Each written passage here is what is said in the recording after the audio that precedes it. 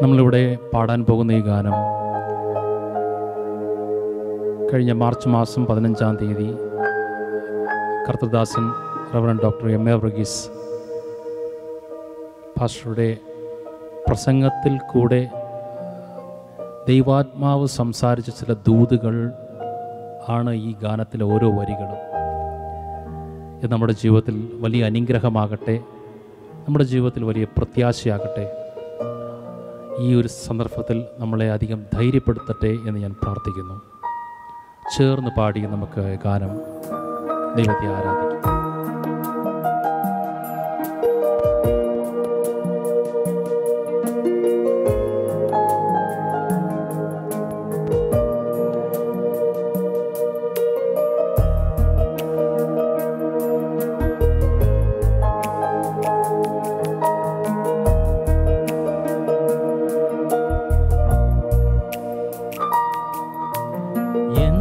സംരക്ഷിക്കും കരങ്ങളുണ്ട്, എന്നെ മാറോടണയ്ക്കുന്ന നാഥനുണ്ട്.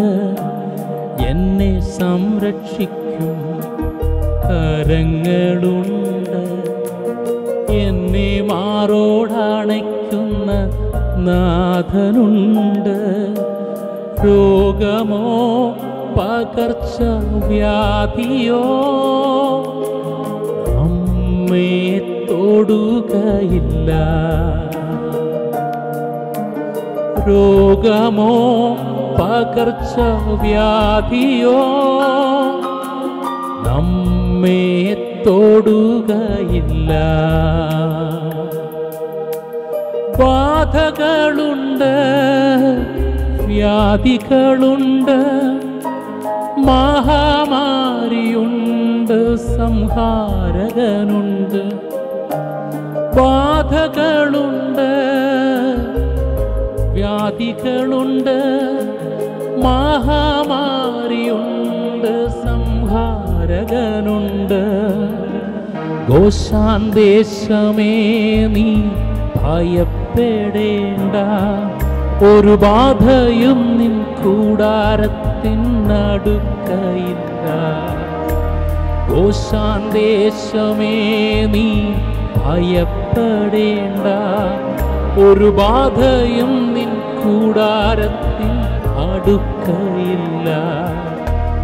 നമ്മെ സംരക്ഷിക്കും കരങ്ങളുണ്ട്, നമ്മെ മാറോടണയ്ക്കുന്ന നാഥനുണ്ട്. നമ്മെ സംരക്ഷിക്കും കരങ്ങളുണ്ട്, നമ്മെ മാറോടണയ്ക്കുന്ന നാഥനുണ്ട്. രോഗമോ പകർച്ചവ്യാധിയോ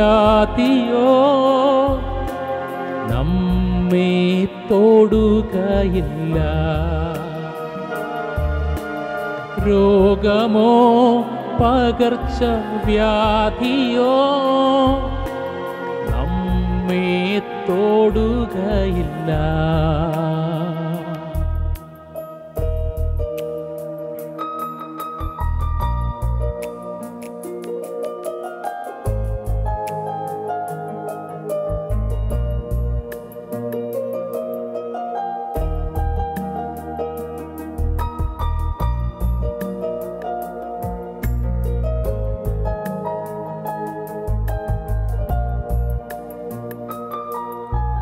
ജാതികളെ കേൾക്കുവിൻ, വംശങ്ങളെ ശ്രദ്ധിപ്പിൻ, ഭൂമിയും ഭൂതലവും ഒക്കെയും കേൾപ്പിൻ.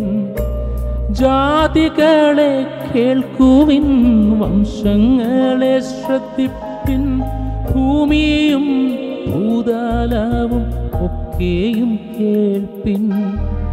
ഇസ്രായേലിൻ ദൈവം എഴുന്നള്ളുന്നു, തൻ ജനത്തെ ചേർത്തു കൊള്ളാൻ വീണ്ടും വരുന്നു. ഇസ്രായേലിൻ ദൈവം എഴുന്നള്ളുന്നു, തൻ ജനത്തെ ചേർത്തു കൊള്ളാൻ വീണ്ടും വരുന്നു. എന്നെ സംരക്ഷിക്കും കരങ്ങളുണ്ട്. എന്നെ മാറോടണയ്ക്കുന്ന നാഥനുണ്ട്. രോഗമോ പകർച്ചവ്യാധിയോ നമ്മെ തൊടുകയില്ല. രോഗമോ പകർച്ചവ്യാധിയോ നമ്മെ തൊടുകയില്ല. ചെവി തന്നിൽ ചെവി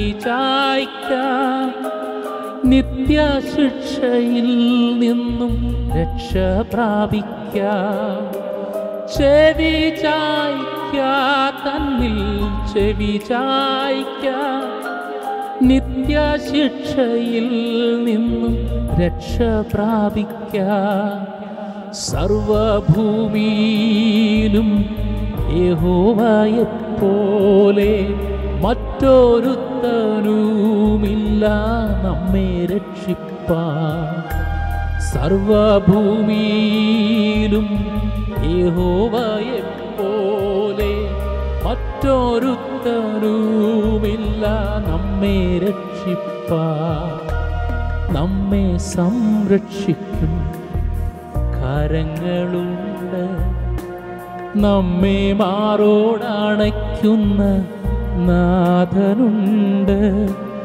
നമ്മെ സംരക്ഷിക്കും കരങ്ങളുണ്ട്. നമ്മെ മാറോടണയ്ക്കുന്ന നാഥനുണ്ട്. രോഗമോ പകർച്ചവ്യാധിയോ നമ്മെ തൊടുകയില്ല. രോഗമോ പകർച്ചവ്യാധിയോ നമ്മെ തൊടുകയില്ല.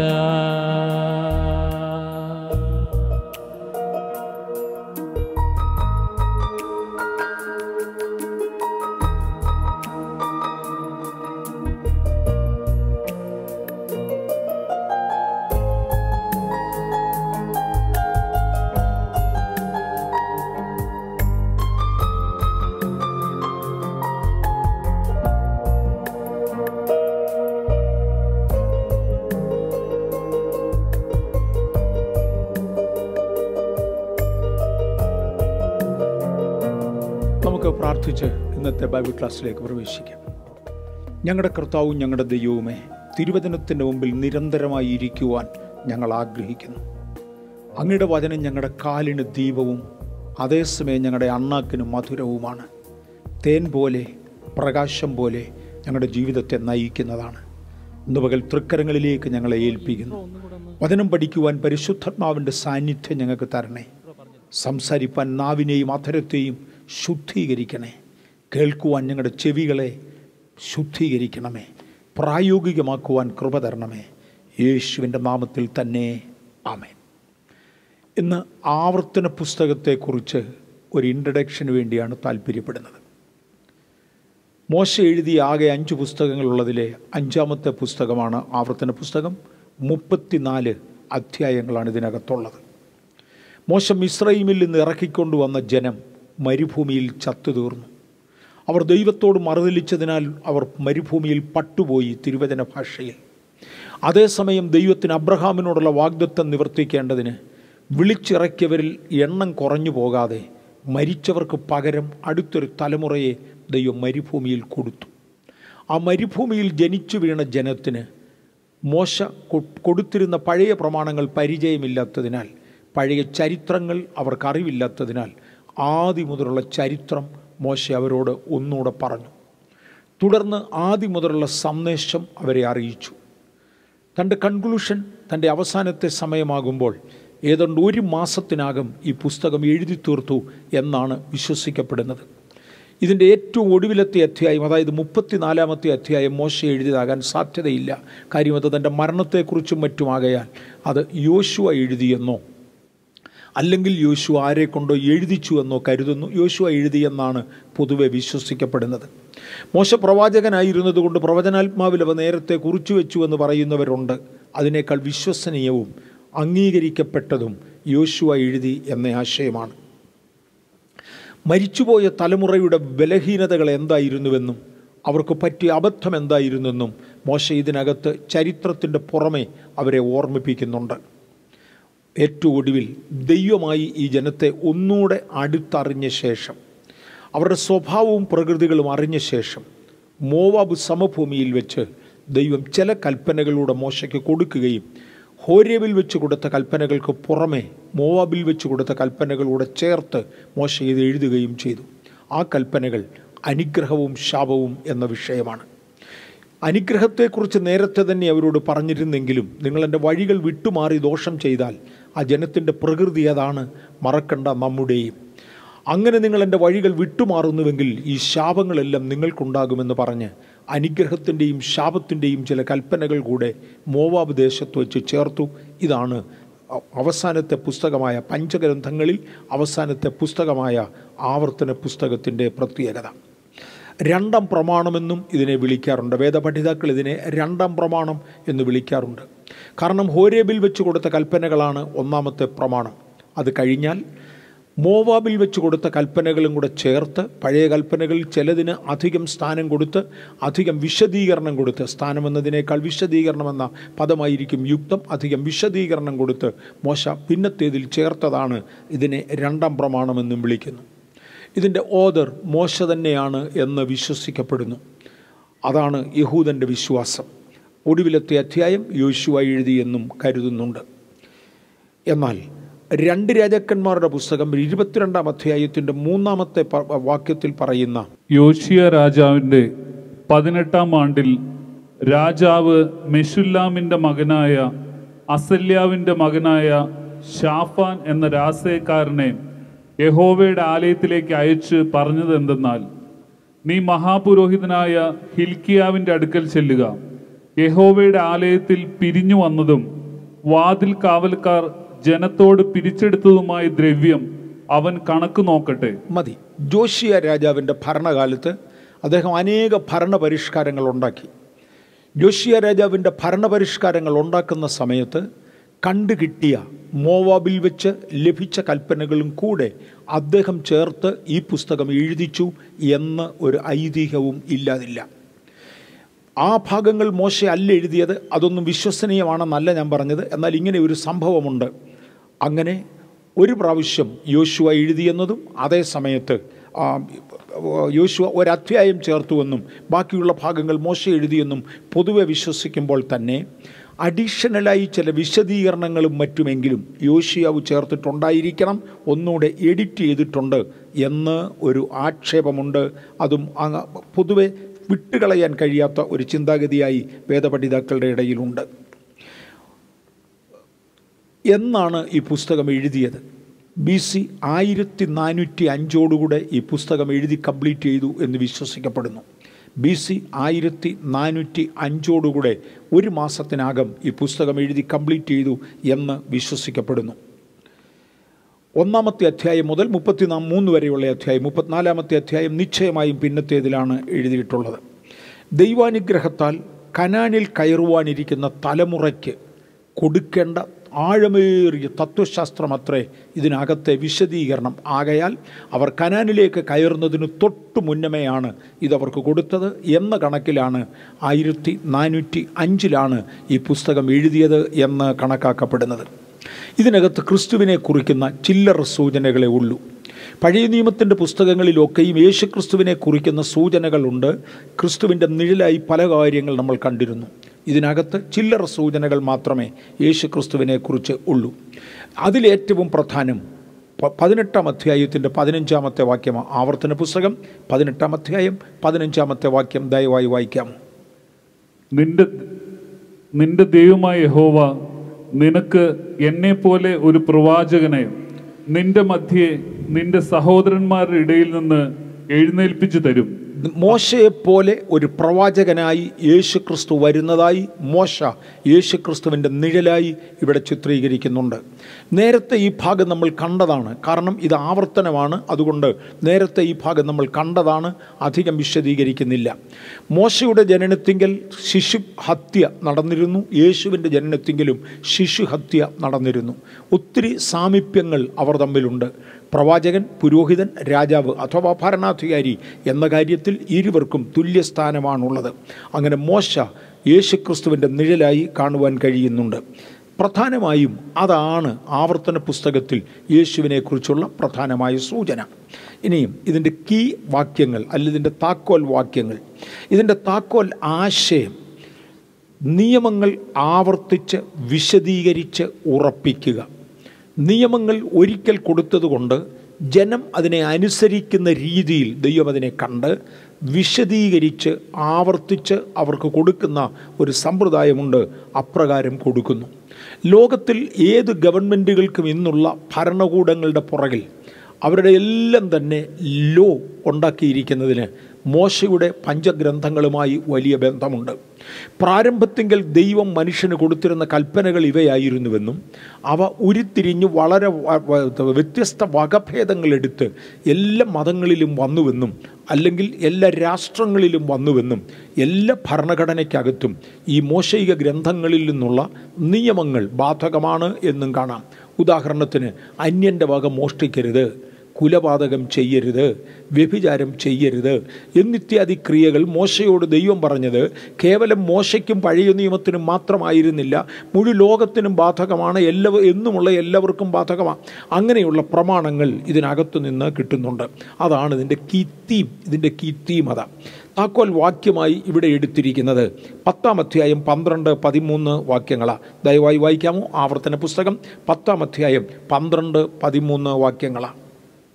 ആകയാൽ ഇസ്രായേലേ, നിന്റെ ദൈവമായ യഹോവയെ ഭയപ്പെടുകയും അവൻ്റെ എല്ലാ വഴികളിലും നടക്കുകയും അവനെ സ്നേഹിക്കുകയും നിന്റെ ദൈവമായ യഹോവയെ പൂർണ്ണ ഹൃദയത്തോടും പൂർണ്ണ മനസ്സോടും കൂടെ സേവിക്കുകയും ഞാൻ ഇന്ന് നിന്നോട് ആജ്ഞാപിക്കുന്ന യഹോവയുടെ കൽപ്പനകളും ചട്ടങ്ങളും നിന്റെ നന്മയ്ക്കായി പ്രമാണിക്കുകയും വേണം എന്നല്ലാതെ നിന്റെ ദൈവമായ യഹോവ നിന്നോട് ചോദിക്കുന്നത് എന്ത്?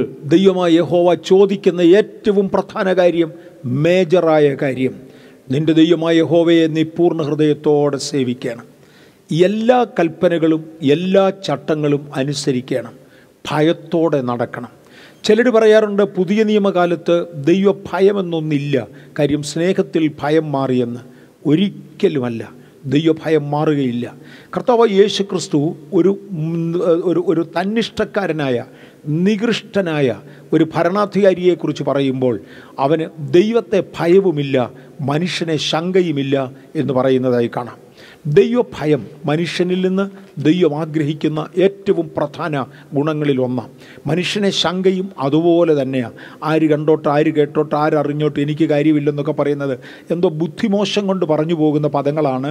മനുഷ്യനെ ശങ്ക നമുക്കുണ്ടായിരിക്കണം, ദൈവത്തെ ഭയവും നമുക്കുണ്ടായിരിക്കണം. ദൈവഭയം മനുഷ്യനിൽ നിന്ന് കുറഞ്ഞുപോയി എന്നതാണ് ഈ അന്തിമകാലത്ത് കാണുന്ന ഏറ്റവും വലിയ പാപം. അത് നമുക്ക് വരാതിരിക്കുവാൻ ബഹുമാനം, സ്നേഹം, ഭയം എന്നിവയെല്ലാം നമുക്ക് ദൈവത്തോട് വേണ്ടത് ഉണ്ടായിരിക്കുവാൻ നമ്മെ തന്നെ ഏൽപ്പിക്കാം. ഇസ്രായേലേ, നിന്നിൽ നിന്നും ദൈവം വേറൊന്നും ആഗ്രഹിക്കുന്നില്ല. എനിക്ക് വിശന്നാൽ ഞാൻ നിന്നോട് ചോദിക്കത്തില്ല, എനിക്ക് ദാഹിച്ചാൽ ഞാൻ നിന്നോട് ചോദിക്കത്തില്ല. ഈ പ്രപഞ്ചവും അതിലുള്ള സകലതും ദൈവത്തിൻ്റേതാണ്. എന്നാൽ ദൈവത്തെ ഭയക്കുവാൻ, ദൈവത്തെ സേവിക്കുവാൻ, ദൈവത്തെ അനുസരിക്കുവാൻ, എല്ലാ കൽപ്പനകളും അനുസരിച്ച് നടക്കുവാൻ ദൈവം നമ്മോട് ആവശ്യപ്പെട്ടിട്ടുണ്ട്.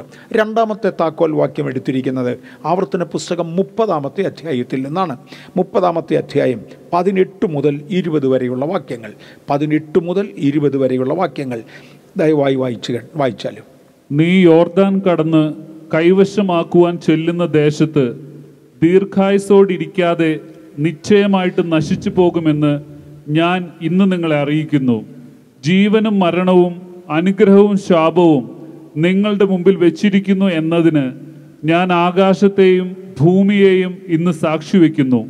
അതുകൊണ്ട് നീയും നിന്റെ സന്തതിയും ജീവിച്ചിരിക്കേണ്ടതിനും യഹോവ നിന്റെ പിതാക്കന്മാരായ അബ്രഹാമിനും ഇസ്ഹാക്കിനും യാക്കോബിനും കൊടുക്കുമെന്ന് സത്യം ചെയ്ത ദേശത്ത് നീ പാർപ്പാൻ തക്കവണ്ണം നിന്റെ ദൈവമായ യഹോവയെ സ്നേഹിക്കുകയും അവന്റെ വാക്കുകേട്ട് അനുസരിക്കുകയും അവനോട് ചേർന്നിരിക്കുകയും ചെയ്യേണ്ടതിനും ജീവനെ തിരഞ്ഞെടുത്തുകൊള്ളുക. വേദപുസ്തകത്തിൽ പഴയ നിയമത്തിൽ പുതിയ നിയമത്തിലും എഴുതിയിരിക്കുന്ന കൽപ്പനകളിൽ ഏറ്റവും കഠിനമായ കൽപ്പനകളിൽ ഒന്നും അതിൻ്റെ ഉപയോഗക്രമം, അതിൻ്റെ വാചകങ്ങൾ ശ്രദ്ധിച്ചാൽ ഗൗരവക്കൂടുതലും കൊടുത്തിരിക്കുന്ന ഒന്നാണ് ഈ കൽപ്പന. ഇത് മോവാബിൽ വെച്ച് ലഭിച്ച കൽപ്പനയാണ്. നമുക്കതൊന്ന് മനസ്സിലാക്കാൻ വേണ്ടി 28-ാമത്തെ അധ്യായം, ആവർത്തനം 28-ാമത്തെ അധ്യായത്തിൻ്റെ അവസാന വാക്യം കൂടെ വായിക്കാമോ? 69-ാമത്തെ വാക്യം, ആവർത്തനം 28-ന്റെ 69-ാമത്തെ വാക്യം, അതൊന്ന് മനസ്സിലാക്കാൻ വേണ്ടി ദയവായി വായിച്ചാട്ടെ. ഹോരേബിൽ വെച്ച് ഇസ്രായേൽ മക്കളോട് ചെയ്ത നിയമത്തിനും പുറമെ മോവാബ് ദേശത്ത് വെച്ച് അവരോട് ചെയ്യുവാൻ യഹോവ മോശയോട് കൽപ്പിച്ച നിയമത്തിന്റെ വചനങ്ങൾ ഇവ തന്നെ. ഹോരേബിൽ നിന്ന് അവർ യാത്ര തിരിച്ചിട്ട് ഏറെക്കുറെ 40 വർഷങ്ങളായി. അന്ന് കൽപ്പന ലഭിച്ച തലമുറ മിക്കവാറും അനുസരണക്കേട് കാണിച്ചു, ദൈവത്തിങ്കിൽ നിന്നും ശാപം ഏറ്റുവാങ്ങി മരിച്ചു. അവരുടെ അനന്തര തലമുറ വന്നു. ഈ ജനമാണ് തന്റെ കനാൻ കൈവശമാക്കാൻ പോകുന്നതിന് മുന്നമേ ഹോരേബിൽ വെച്ച് കൊടുത്ത കൽപ്പനകൾക്ക് പുറമെ ഒരു കൂട്ടം കൽപ്പനകൾ ദൈവം മോശയുടെ കയ്യിൽ ഏൽപ്പിച്ചു. അതാണ് അനുഗ്രഹങ്ങളും ശാപങ്ങളും. 25 മുതൽ 30 വരെയുള്ള അധ്യായങ്ങൾ അത് കാണാം. ആ 30-ാമത്തെ അധ്യായത്തിൽ വരുമ്പോൾ 28-ൽ നമ്മളത് കണ്ടു. അതിൻ്റെ 30-ാമത്തെ അധ്യായത്തിലേക്ക് വരുമ്പോൾ ഇങ്ങനെയാണ് NIV-യിൽ കൊടുത്തിരിക്കുന്നത്: ഹേ ഇസ്രായേലേ, കേൾക്ക, നിനക്ക് വിരോധമായി സാക്ഷ്യം പറയേണ്ടതിന് ഞാൻ ആകാശത്തെയും ഭൂമിയെയും ഇന്ന് വിളിച്ച് നിർത്തിയിരിക്കുന്നു.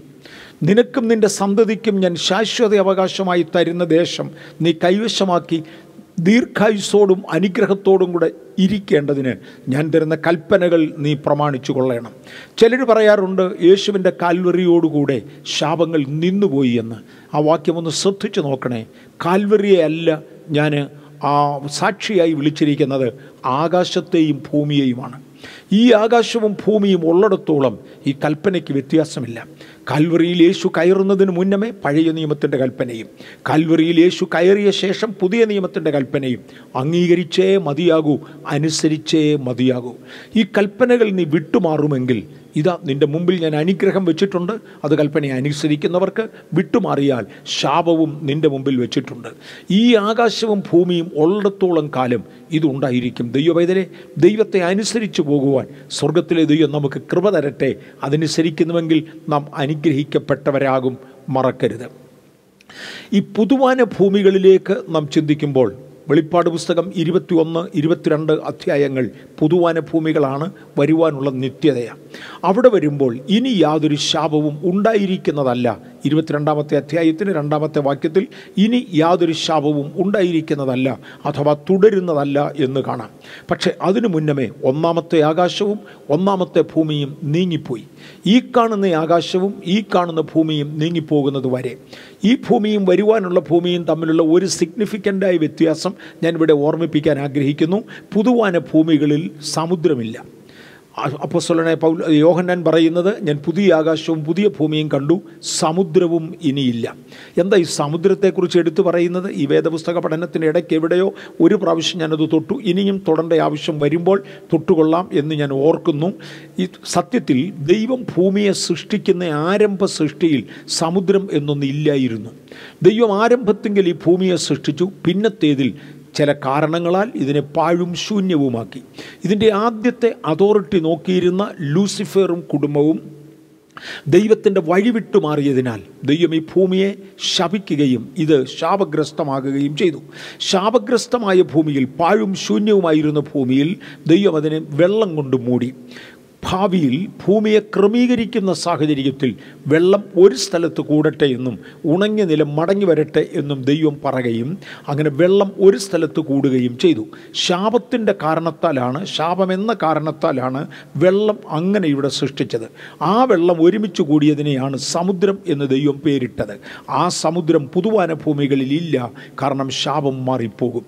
ശാപമില്ല, സമുദ്രമില്ല, ഈ ആകാശമില്ല, ഈ ഭൂമിയില്ല, അതുവരെയും ഇവ തുടരുന്നതാണ് എന്നും കാണിക്കുന്നു. ഇനിയും 27-ാമത്തെ അധ്യായമാണ് ഇതിനകത്തെ താക്കോൽ അധ്യായമായി തിരഞ്ഞെടുത്തിരിക്കുന്നത്.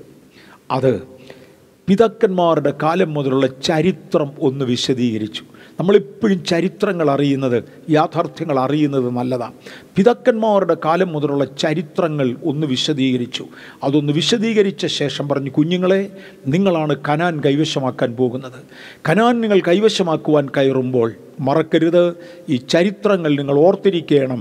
നിങ്ങളുടെ പിതാക്കന്മാർക്ക് പറ്റിയ അബദ്ധം നിങ്ങൾക്ക് പറ്റരുത് എന്ന് പറഞ്ഞ് 120 വയസ്സ് പ്രായമുള്ളവനായ മോശ 40 വയസ്സിന് താഴെ മാത്രം പ്രായമുള്ള തൻ്റെ അനന്തര തലമുറയ്ക്ക് പറഞ്ഞു കൊടുക്കുന്ന ഗുണദോഷങ്ങൾ. ഒന്നുകൂടെ, മോശയ്ക്ക് 120 വയസ്സായി, മോശ മരിക്കാൻ പോകുകയാണ്.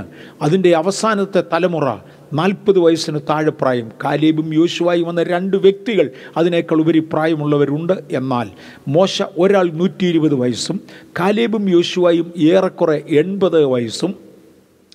പിന്നത്തേതിൽ തൻ്റെ ജനം മുഴുവനും 40 വയസ്സിന് താഴെയുള്ളവരുമായിട്ട് അവരെ കാണാം. കാര്യം 40 വർഷം കൊണ്ട് പിതാക്കന്മാർ മരിച്ച ഇടത്ത് വന്ന ജനമാണ് ഇവിടെ നിൽക്കുന്നത്. 40 വയസ്സ് പ്രായമുള്ള ഒരാളിന് തൻ്റെ 120 വയസ്സ് പ്രായമുള്ള ഒരാൾ ആശയങ്ങൾ കൈമാറുന്നത്, ഉപദേശങ്ങൾ, ഗുണദോഷങ്ങൾ കൈമാറുന്നത് എത്രയോ ആദരവോടും സ്നേഹത്തോടും എത്രയോ ബഹുമാനത്തോടും ഒക്കെയാണെന്ന് നോക്കാം. വളരെ ഗൗരവമായി അവരോട് പറയുന്ന 27-ാമത്തെ അധ്യായം നമ്മുടെ ജീവിതത്തിലും ഏറ്റവും പ്രധാനമാണിത് എന്ന് ഞാൻ കർത്താവിൽ ഓർമ്മിപ്പിക്കട്ടെ. ഇപ്പം നമ്മൾ പഴയ നിയമത്തിലെ ആദ്യത്തെ 5 പുസ്തകങ്ങളെക്കുറിച്ച് ഏറെക്കുറെ ഒന്ന് ഓടിച്ച് ചിന്തിച്ചു. പഴയ നിയമത്തിലെ ആദ്യത്തെ 5 പുസ്തകങ്ങളെക്കുറിച്ച് ഏറെക്കുറെ നമ്മളൊന്ന് ഓടിച്ച് ചിന്തിച്ചു. എല്ലാത്തിൻ്റെയും മുഖപുര നമ്മൾ കണ്ടു. ഈ പുസ്തകങ്ങളെ പഞ്ചഗ്രന്ഥങ്ങൾ, ന്യായപ്രമാണ പുസ്തകങ്ങൾ എന്ന് വിളിക്കുന്നു. പഴയ നിയമത്തിന് മൊത്തത്തിൽ ന്യായപ്രമാണം ഒരു പേരുണ്ട്. ന്യായപ്രമാണം എന്നൊരു പേരുണ്ട്. സാക്ഷാൽ ന്യായപ്രമാണ പുസ്തകങ്ങൾ 5 എണ്ണമാണ്. ആ 5 എണ്ണമാണ് നമ്മൾ എടുത്തു തീർത്തത്. 187 അധ്യായങ്ങളാണ് ആകെ ഇതിനകത്തുള്ളത്. മോശയാണ് ഇതിൻ്റെ ഈ പ്രധാന എഴുത്തുകാരൻ. അവിടെയും ഇവിടെയും 1-2 ചാപ്റ്റേഴ്സ്, ഒരു ചാപ്റ്റർ മേ ബി ഒരല്പം ഓൾട്രേഷൻ അവിടെയും ഇവിടെയും വന്നിട്ടുണ്ട്. അത് യോശുവ തന്നുവെന്നും യോശിയ രാജാവ് തന്നുവെന്നും ഒക്കെയുള്ള ചിന്താഗതികളുണ്ട്. രണ്ടായാലും ഇതിൻ്റെ പ്രധാന ഭാഗങ്ങൾ മുഴുവനും മോശ തന്നെ എഴുതി തീർത്തു. ഈ പുസ്തകം എഴുതി തീർക്കുന്നത് ഏറെക്കുറെ BC 1405-ലാണ്. പ്രമാണങ്ങൾ 2 പ്രാവശ്യം ആവർത്തിച്ചു കൊടുത്തു. ഇതിനകത്ത് പഴയ തലമുറയ്ക്കും പുതിയ തലമുറയ്ക്കും തമ്മിലുള്ള അന്തരവും പഴയ തലമുറയിൽ നടന്നത് പുതിയ തലമുറയെ പഠിപ്പിക്കുന്നതും വരെ 2 തലമുറകൾ കവർ ചെയ്യുന്നത് കാണാം. ഹാനോക്കിൻ്റെ കുറിപ്പുകൾ മുതൽ, ഹാനോക്കാണ് ഭൂമിയിലേക്ക് ആദ്യമേ അക്ഷരമാല കൊണ്ടുവന്നത്. ഒരാൾ ദൈവത്തോടുകൂടെ നടന്നുവെന്ന് പറയുന്നതിൻ്റെ അർത്ഥം ഭൂമിയിൽ പ്രയോജനപ്പെടുന്നത് ഒന്നും ചെയ്തില്ലെന്നല്ല. ഹാനോക്ക് ദൈവത്തോടുകൂടെ 300 സംവത്സരം നടന്നെങ്കിൽ അതിനോടകം അക്ഷരമാല ദൈവത്തെങ്കിൽ നിന്നും വാങ്ങിച്ച് ലോകത്തിന് കൊടുത്തുവെന്നും ആദ്യത്തെ എഴുത്ത് ഹാനോക്കിൻ്റെ കൈകൊണ്ടാണ് എഴുതിയത് എന്നും വിശ്വസിക്കപ്പെടുന്നു. ഹാനോക്കിൻ്റെ കൈകൊണ്ട് എഴുതിയെന്ന് വിശ്വസിക്കുന്ന 5 പുസ്തകങ്ങളുണ്ട്. അവയൊക്കെയും ചാവുകടൽ ലിഖിതങ്ങളിൽ കണ്ടുവരുന്നു. ചരിത്ര പുസ്തകങ്ങളായി, അത് പ്രവചന പുസ്തകങ്ങളായും ചരിത്ര പുസ്തകങ്ങളായും അതിനെ കാണാം. വേദപുസ്തകം അംഗീകരിക്കുന്ന പ്രവചന പുസ്തകങ്ങളല്ല എന്ന് ഞാൻ പ്രത്യേകിച്ച് ഓർമ്മിപ്പിക്കട്ടെ. അതിനകത്ത് ചില പ്രവചന ഭാഗങ്ങൾ വേദപുസ്തകം കോട്ട് ചെയ്തിട്ടുണ്ട്. ആദാം മുതൽ 7-ാമനായ ഹാനോക്ക് ഇങ്ങനെ പറയുന്നു എന്ന് പറഞ്ഞ് ചില കാര്യങ്ങൾ പ്രവചനങ്ങളായി അംഗീകരിക്കപ്പെട്ടതായി എടുത്തിട്ടുണ്ട്. എന്നാൽ അപ്രകാരമുള്ള പ്രവചനങ്ങളും അവ എല്ലാം അംഗീകരിച്ചതല്ല. ചരിത്രങ്ങളും ഒരുമിച്ച് ചേരുന്ന, ചരിത്രം അംഗീകരിക്കപ്പെട്ടതാണ്, ഒരുമിച്ച് ചേരുന്ന പുസ്തകങ്ങൾ അദ്ദേഹം എഴുതി. അവിടെ മുതൽ ലഭിച്ചിട്ടുള്ള കുറിപ്പുകൾ, ആദമിൻ്റെ കാലം മുതൽ പറഞ്ഞു കേട്ടുള്ള കഥകൾ. എൻ്റെ അപ്പൂപ്പന്മാരുടെ കയ്യിൽ നിന്ന് പല കഥകളും ഞങ്ങൾക്കറിയാം. പ്രായമുള്ള അപ്പച്ചന്മാരുടെ അടുക്കൽ ചെന്നാൽ ഇന്നും കേരളത്തിൽ അവർ കഥ പറയുന്നതായി കാണാം. ഞങ്ങളുടെ പിതാക്കന്മാർ ഇന്ന സ്ഥലത്തായിരുന്നു, ഇന്നിടത്തുനിന്ന് വസ്തു വിറ്റു, ഇന്നിടത്ത് വന്നു, ഇന്നിടത്ത് വാങ്ങി, ഇന്നിടത്തെടുത്തു. ഇന്ന് എഴുതി വെക്കുവാൻ പല രേഖാ മെത്തേഡുകളും ഉള്ളതുകൊണ്ട് ഇതുപോലെ വാമൊഴിയായി പറഞ്ഞു വരുന്നതിന് വലിയ പ്രസക്തിയില്ല. മോശയുടെ കാലം വരെയൊക്കെയും ആളുകൾക്ക് അക്ഷരാഭ്യാസം കുറവായിരുന്നതിനാൽ പഴയ കാര്യങ്ങൾ അവർ മറന്നു പോകാതെ ഇരിക്കേണ്ടതിന് അതിനെ പാട്ടുകളാക്കി ആളുകളെ പഠിപ്പിക്കുന്ന പതിവുണ്ടായിരുന്നു. അങ്ങനെ പാട്ടുകളായി പഠിപ്പിച്ചതും, പാട്ടാകുമ്പോൾ എളുപ്പം മറക്കത്തില്ല, വാക്കുകളായി ഉച്ചരിച്ചതുമായ നേരത്തെ മുതലേ പതിവുള്ളതായ ചരിത്രങ്ങളും കഥകളും അതിൻ്റെ പുറത്ത് ലഭിച്ചതായ കുറിപ്പുകളും എല്ലാം ചേർത്ത് വായിച്ച് ദൈവസന്നിധിയിൽ അപഗ്രഥിച്ച് ദൈവസന്നിധിയിൽ അതിനെ ഒന്നുകൂടെ ധ്യാനിച്ച് ഏറ്റവും വലിയ പ്രവാചകനായിരുന്ന മോശ വിട്ടുകളയേണ്ടത് വിട്ടുകളഞ്ഞ് ചേർക്കേണ്ടത് ചേർത്ത് എഴുതിയ പഞ്ചഗ്രന്ഥമാണ് നമ്മൾ ഏറെക്കുറെ ഇൻട്രഡക്ഷൻ നോക്കിക്കഴിഞ്ഞത്. ഇതിനകത്ത് ക്രിസ്തുവിനെക്കുറിച്ച് ഏറെക്കുറെ 17 ഇടങ്ങളിലാണ് ഉച്ചരിച്ചിരിക്കുന്നത്. നമ്മൾ ഇന്ന് പഠിച്ചുകൊണ്ടിരുന്നതായ അല്ലെ ഇപ്പോൾ പഠിച്ചുകൊണ്ടിരുന്നതായ ആവർത്തന പുസ്തകത്തിൽ മോശ എന്നൊരു വ്യക്തിയെ മാത്രമേ ക്രിസ്തുവിൻ്റെ നിഴലായി ഞാൻ അവിടെ ചിത്രീകരിച്ചുള്ളൂ അല്ലെങ്കിൽ എടുത്തുള്ളൂ. എന്നാൽ ഈ പഞ്ചഗ്രന്ഥങ്ങൾ 5 കൂടെ നോക്കിയാൽ ഏതാണ്ട് 17 പ്രാവശ്യം, അതിൽ മിക്കത് ഞാൻ വിശദീകരിച്ചതാണ്, വിശദീകരിക്കാത്തത് അവിടെയും ഇവിടെയും ഉണ്ടായിരിക്കും. അതും കൂടെ ചേർത്തൊന്ന് ചിന്തിക്കാനായി. ഒന്ന്, സ്ത്രീയുടെ സന്തതിയായി ഉൽപ്പത്തി പുസ്തകം 3-ാം അധ്യായം 15-ാമത്തെ വാക്യം നാം കണ്ടു. ഒരു പ്രാവശ്യം കൂടെ വായിക്കാൻ, ഞാൻ അധിക വാക്യങ്ങൾ വായിക്കുന്നില്ല. ഇനിയും ഉൽപ്പത്തി പുസ്തകം 3:15 നമുക്കൊരു പ്രാവശ്യം കൂടെ വായിക്കാം. ഞാൻ നിനക്കും സ്ത്രീക്കും നിന്റെ സന്തതിക്കും അവളുടെ സന്തതിക്കും തമ്മിൽ ശത്രുത്വം ഉണ്ടാക്കും. അവൻ നിന്റെ തല തകർക്കും, നീ അവന്റെ കുതികാൽ തകർക്കും. സ്ത്രീയുടെ സന്തതി എന്ന് യേശുവിനെ പ്രവചനാത്മാവിൽ വിളിക്കുകയും സർപ്പത്തിൻ്റെ തല തകർക്കും എന്ന ദൗത്യം ക്രിസ്തുവിൻ്റെ മേൽ നിക്ഷിപ്തമാക്കി പ്രവചനാത്മാവിൽ സംസാരിക്കുകയും ചെയ്യുന്നു. നിനക്കും സർപ്പത്തിനും തമ്മിൽ, അഥവാ സ്ത്രീക്കും സർപ്പത്തിനും തമ്മിൽ ഞാൻ ശത്രുത്വം ഉണ്ടാക്കുന്നു. സൃഷ്ടിയെങ്കിൽ സകലതും സ്നേഹത്തിലായിരുന്നു, പരിപൂർണ സ്നേഹത്തിലും ആദരവിലും കീഴ്വഴക്കത്തിലുമായിരുന്നു. എന്നാൽ ശത്രുത്വം ഇവിടെ ഉണ്ടാക്കപ്പെട്ടു. നിന്റെ സന്തതിക്കും സർപ്പത്തിൻ്റെ സന്തതിക്കും തമ്മിൽ ശത്രുത്വം ഉണ്ടായിരിക്കും. തലമുറകളോളം ഒടുങ്ങാത്ത അടങ്ങാത്ത ശത്രുത്വം പിശാചിനും ദൈവജനത്തിനും തമ്മിൽ ദൈവം ഉണ്ടാക്കി. അത് ഇന്നും തുടരുന്നു. ക്രിസ്തുവിൻ്റെ നിഴലായി സ്ത്രീയുടെ സന്തതി എന്ന പദത്തെ അവിടെ കാണുവാൻ കഴിയും. 2, ആദം തന്നെ ക്രിസ്തുവിൻ്റെ നിഴലായിരുന്നു. ഞാനിത് വിശദീകരിച്ചതാണ്. 3, മൽക്കിസദേക്ക് ക്രിസ്തുവിൻ്റെ നിഴലായിരുന്നു. പ്രത്യേകിച്ച് തൻ്റെ പൗരോഹിത്യ ശുശ്രൂഷയിൽ മൽക്കിസദേക്ക് യേശു ക്രിസ്തുവിൻ്റെ നിഴലായിരുന്നു. അടുത്തത് മോശ യേശുവിൻ്റെ നിഴലായിരുന്നു. പഴയ നിയമത്തിലെ യോസഫ് യേശുവിൻ്റെ നിഴലായിരുന്നു. വീണ്ടെടുപ്പുകാരായി മോശയും ജോസഫും യേശുവും രംഗത്ത് വന്നതറിയാം. തൻ്റെ ജനത്തിൻ്റെ വീണ്ടെടുപ്പുകാരൻ എന്ന ആശയത്തിൽ ഈ 2 വ്യക്തികളെ യേശുക്രിസ്തുവിൻ്റെ നിഴലായി കാണിക്കുന്നുണ്ട്. പെസഹ കുഞ്ഞാട് യേശു ക്രിസ്തുവിൻ്റെ നിഴലായിരുന്നു.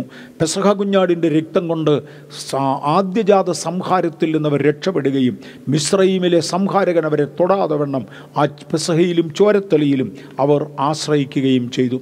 പെസഹയ്ക്കകത്തെ ഒരു പ്രധാന ഘടകമാണ് വീട്ടിൽ നിന്നും പുളിപ്പ് അകറ്റുക. പുളിപ്പ് അകറ്റിയ വീട്ടിൽ മാത്രമേ പെസഹ കുഞ്ഞാടിനെ അറുക്കുവാൻ അർഹതയുള്ളൂ. അയോഗ്യമായ ഒരിടത്ത് വെച്ച് അതിനെ അറുക്കുവാൻ അർഹതയില്ല. അടുത്തത് 7 പെരുന്നാളുകൾ യേശുവിനെ ചിത്രീകരിച്ചിരുന്നു എന്ന് ഞാൻ പറഞ്ഞു. യേശുവിൻ്റെ ചരിത്രത്തിലെ പ്രധാന ഭാഗങ്ങൾ, ഒന്നാമത്തേത് പെസഹ പെരുന്നാളായിരുന്നു. ഒടുവിലത്തേത് ടാബർനാക്കിൾ കൂടാരപ്പെരുന്നാൾ ആയിരിക്കും. പഴയ നിയമത്തിൻ്റെ 7 പെരുന്നാളുകൾ യേശുവിൻ്റെ 7 അനുഭവങ്ങളെ കുറിക്കുന്നതാണ്. കാഹളധ്വനിയുടെ പെരുന്നാൾ വരാനുള്ളതേ ഉള്ളൂ.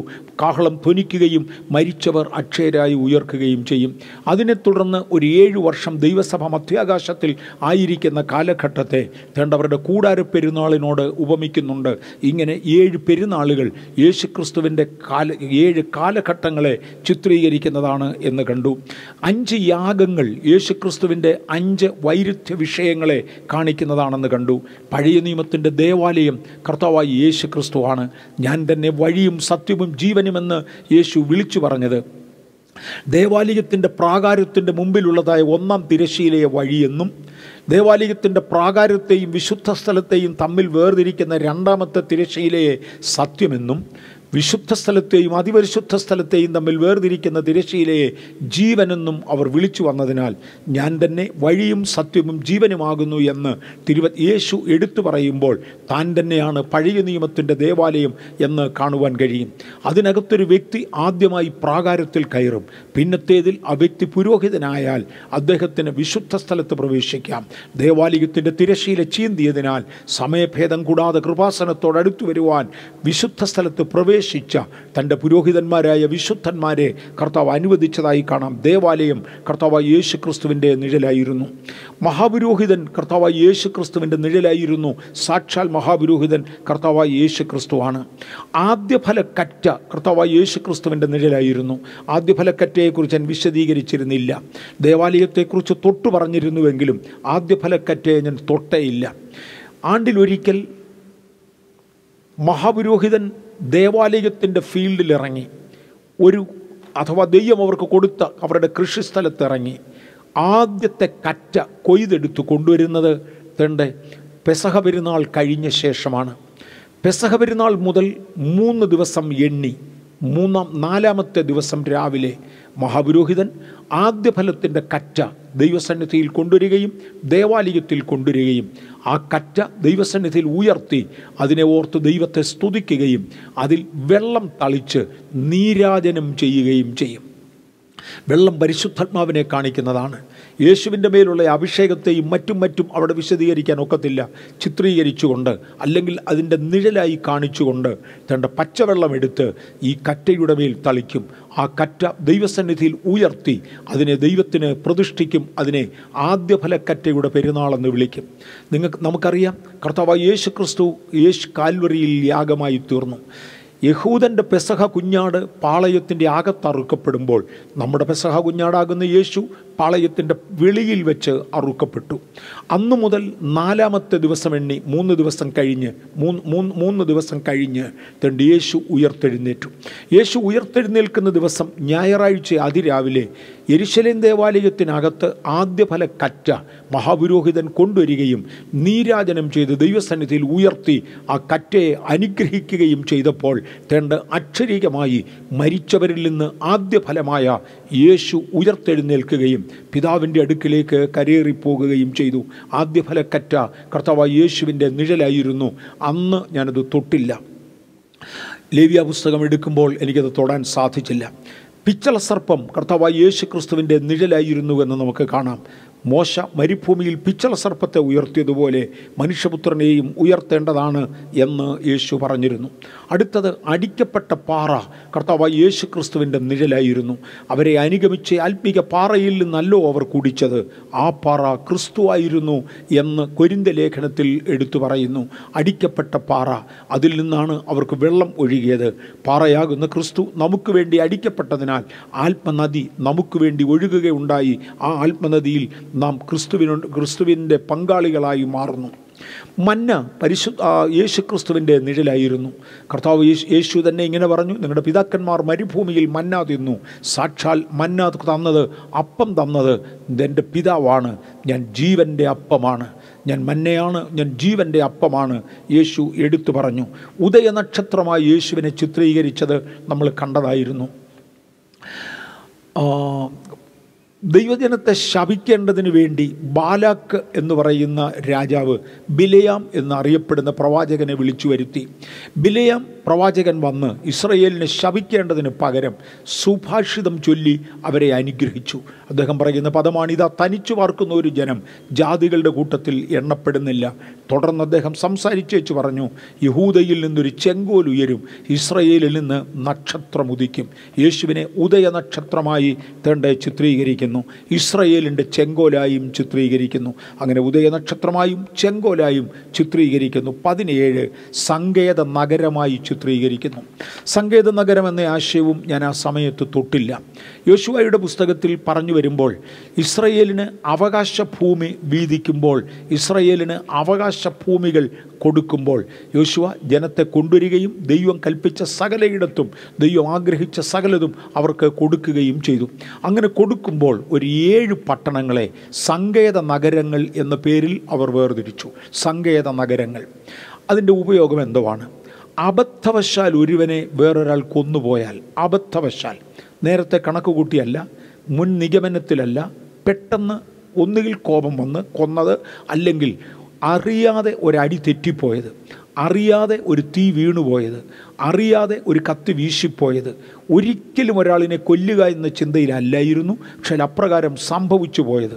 ഞാനൊരു കാളയെ, ബൈബിളിൽ എഴുതിയിരിക്കുന്ന അതാണ്, ഒരു കാളയെ, കുത്തുന്ന കാളയാണെന്ന് അറിയാതെ ഞാനതിനെ ഒരിടത്ത് കെട്ടിയിട്ടിരുന്നു. ഒരു വ്യക്തി അതുവഴി വന്നപ്പോൾ കാള പെട്ടെന്ന് കെട്ടുപറിച്ചു പോയി അവനെ കുത്തിക്കൊന്നു. ഞാൻ കുറ്റക്കാരനാണ്, ജീവന് പകരം കൊടുത്തേ മതിയാകൂ. ഇല്ലെങ്കിൽ ഞാനൊരു കണി ഉണ്ടാക്കി ഒരു മൃഗത്തെ പിടിക്കാനായി വെച്ചിരുന്നു. അബദ്ധത്തിലൊരു മനുഷ്യൻ വന്ന് അതിനകത്ത് കയറി മരിച്ചുപോയി. ഞാനൊരു കല്ലെടുത്ത് ഒരു ജീവിയെ എറിഞ്ഞു. അബദ്ധത്തിന് ആ ഏറ് ഒരു മനുഷ്യൻ്റെ മേൽ കൊണ്ടുപോയി അവൻ മരിച്ചുപോയി. ഇങ്ങനെ അബദ്ധവശാൽ ഒരുവനെ കൊന്നത്. 2 പേർ തമ്മിൽ വഴക്കുണ്ടായി. ജീവരക്ഷാർത്ഥം അവനെ ഒഴിവാക്കേണ്ടതിന് ഞാൻ ശ്രമിച്ചു. അബദ്ധവശാൽ അവൻ മരിച്ചുപോയി. അബദ്ധവശാൽ ഒരുവനെ കൊന്നാൽ അബദ്ധം പോലും സുബദ്ധം പോലും രക്തത്തിന് പ്രതികാരമുണ്ട്. രക്തപ്രതികാരം കൊടുത്തേ മതിയാകൂ. അങ്ങനെയുള്ളവനെ ആളുകൾ പിടിച്ച് അവനെ കൊന്നുകളയും. അങ്ങനെ കൊന്നുകളയുന്നതിന് മുന്നമേ അവൻ ഓടി വന്ന് ഒളിച്ചിരിക്കേണ്ടതിന് ഇസ്രയേലിൽ 7 സങ്കേത നഗരങ്ങൾ യഹോവയായ ദൈവം തീരുമാനിച്ചു. 7 സങ്കേത നഗരങ്ങൾ. അബദ്ധവശാൽ ഒരുവനെ കൊന്നുപോയവന് മരിച്ചു എന്നറിഞ്ഞാൽ ഉടനെ ഓടുക. അവിടെ നിന്ന് ഓടി ഈ സങ്കേത നഗരത്തിൽ വന്ന് കയറണം. ഈ സങ്കേത നഗരത്തിൽ വന്ന് കയറിയാൽ അപ്രകാരം വരുന്ന അഭയാർത്ഥിയെ സങ്കേത നഗരത്തിൻ്റെ കാവൽക്കാരൻ ഉള്ളിൽ സ്വീകരിക്കണം.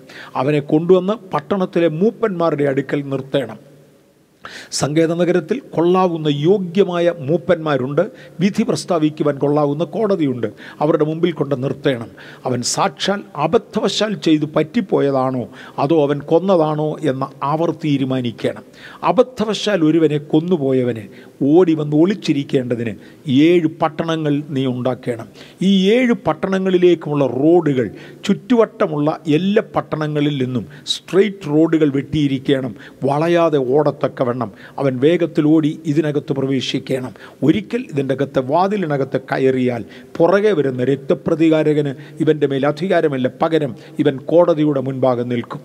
കോടതിയുടെ മുൻപാകെയും അവൻ നിൽക്കാൻ കഴിയുന്നില്ലെങ്കിൽ ആ വർഷത്തെ മഹാപുരോഹിതൻ ജീവനോടിരിക്കുന്ന കാലം വരെ ഇവൻ ആ പട്ടണത്തിനകത്ത് താമസിക്കാം. കോടതിക്കൊരു വിധി പ്രസ്താവിക്കുവാൻ തക്കതായ തെളിവുകൾ അവൻ ഇല്ലാതെ പോയാൽ വളരെ വിചിത്രമാണിത്. കോടതിയുടെ മുൻപാകെ ഹാജരാക്കുവാൻ കൊള്ളാവുന്ന ഒരു തെളിവ് അവനില്ലാതെ പോയാൽ, ഇല്ലെങ്കിൽ രക്തപ്രതികാരകൻ ഇല്ലാതെ പോയാൽ, ഇവൻ യഥാർത്ഥത്തിൽ കൊന്നതാണോ അബദ്ധത്തിൽ പറ്റിപ്പോയതാണോ എന്ന് ആ കോടതിക്ക് വിധിക്കാൻ കഴിയാതെ പോയാൽ ആ വർഷത്തെ മഹാപുരോഹിതൻ ജീവനോടിരിക്കുന്നിടത്തോളം കാലം ഇവൻ ആ പട്ടണത്തിൽ താമസിക്കണം. ആ പട്ടണത്തിൽ നിന്ന് വെളിയിൽ പോയാൽ അവനെ കൊന്നുകളയും. ആ പട്ടണത്തിൽ താമസിച്ചാൽ അവൻ സ്വതന്ത്രനാണ്. അതിനുശേഷം മഹാപുരോഹിതൻ മരിക്കുന്നതോടുകൂടെ അവന് പട്ടണത്തിൽ നിന്ന് വെളിയിൽ പോകാം. അവൻ സ്വതന്ത്രനായിരിക്കും. സങ്കേത നഗരങ്ങൾ 7 ഉണ്ടായിരുന്നു. സങ്കേത നഗരങ്ങൾ യേശുക്രിസ്തുവിൻ്റെ നിഴലായി കാണുവാൻ കഴിയും. ഇങ്ങനെ യേശുക്രിസ്തുവിൻ്റെ നിഴലായി 17 ഉപമകളായിരുന്നു, ഉദാഹരണങ്ങളായിരുന്നു ഈ ന്യായപ്രമാണ പുസ്തകത്തിലുള്ളത്. ദൈവത്തിൻ്റെ കൃപയാൽ ഒരളവിൽ ന്യായപ്രമാണ പുസ്തകം ഒരറ്റം മുതൽ മറ്റേ അറ്റം വരെ ഒന്ന് ഓടിച്ച് ചിന്തിക്കുവാൻ സ്വർഗത്തിലെ ദൈവം നമുക്ക് പദവി തന്നു. ഇന്ന് കർത്താവ് നമ്മോട് സംസാരിച്ചതുകൊണ്ട് ഞാൻ ദൈവത്തെ സ്തുതിക്കുന്നു. നിയമങ്ങൾ ആവർത്തിച്ച് ഫലമേൽപ്പിക്കുകയാണ്. ആ നിയമങ്ങൾ ഒരു കാലത്തും മാറിക്കൂടാത്തതാണ്. ആ നിയമങ്ങളുടെ ഉള്ളിൽ നിൽക്കുവാൻ സ്വർഗത്തിലെ ദൈവം നമുക്ക് കൃപ തരട്ടെ. അത് പാലിക്കുവാൻ കർത്താവ് നമ്മെ പരിപാലിച്ച് നടത്തട്ടെ. പ്രാർത്ഥിക്കാം. ഞങ്ങളുടെ കർത്താവും ദൈവവുമേ, ഇന്ന് പകൽ ദൈവവചനത്തിൽ നിന്ന് ഒരു പുസ്തകമെങ്കിലും ചിന്തിക്കുവാൻ ഞങ്ങൾക്ക് തന്ന കൃപയ്ക്കായി സ്തോത്രം. പഴയ നിയമ പുസ്തകങ്ങളെ ഒന്ന് ഒരുമിച്ച് ഓടിച്ച് കണ്ണോടിക്കുവാൻ, അല്ല ന്യായപ്രമാണ പുസ്തകങ്ങളെ ഒന്ന് ഓടിച്ച് കണ്ണോടിക്കുവാൻ ഞങ്ങൾക്ക് തന്ന പദവിക്കായി സ്തോത്രം. ഇന്ന് പകൽ ഞങ്ങളുടെ ജനത്തെ ഞാൻ അനുഗ്രഹിക്കുന്നു. ദൈവകൃപ ഞങ്ങളുടെ മേലിരിക്കണമേ.